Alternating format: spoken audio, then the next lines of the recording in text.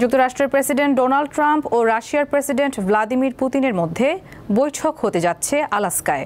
স্থানটি ঐতিহাসিকভাবে বেশ তাৎপর্যপূর্ণ। আলাস্কা এখন যুক্তরাষ্ট্রের সবচেয়ে বড় অঙ্গরাজ্য হলেও একসময় তা রাশিয়ার মালিকানাধীন ছিল।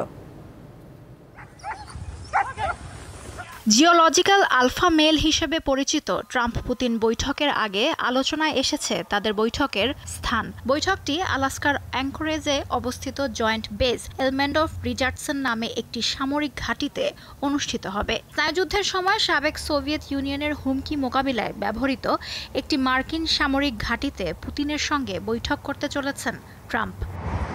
এ ঘাঁটি সোভিয়েত সামরিক কার্যকলাপ ও সম্ভাব্য পারমাণবিক হামলার বিরুদ্ধে নজরদারি ও প্রতিরোধ গড়ে তোলার ক্ষেত্রে গুরুত্বপূর্ণ ভূমিকা পালন করেছিল। সে সময় এ ঘাঁটিকে বলা হতো top cover for North America. ঘাঁটিটি এখনও F-22 র্যাপ্টরের মতো আধুনিক যুদ্ধ বিমানের স্কোয়াড্রনের কেন্দ্র হিসেবে ব্যবহৃত হয়।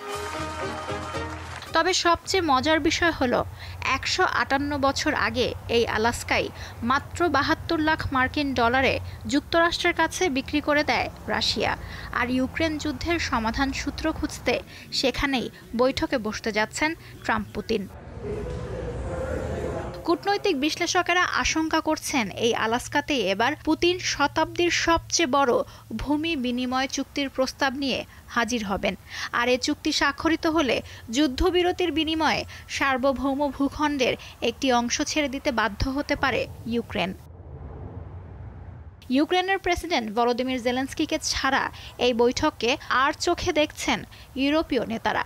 ট্রাম্পের মতে প্রথম বৈঠকের মাধ্যমে পরিস্থিতি যাচাই করা হবে এবং একটি দ্বিতীয় বৈঠকের মাধ্যমে বড় কোনো চুক্তি হতে পারে, যেখানে ইউক্রেনের প্রেসিডেন্ট জেলেনস্কিও যোগ দিতে পারেন।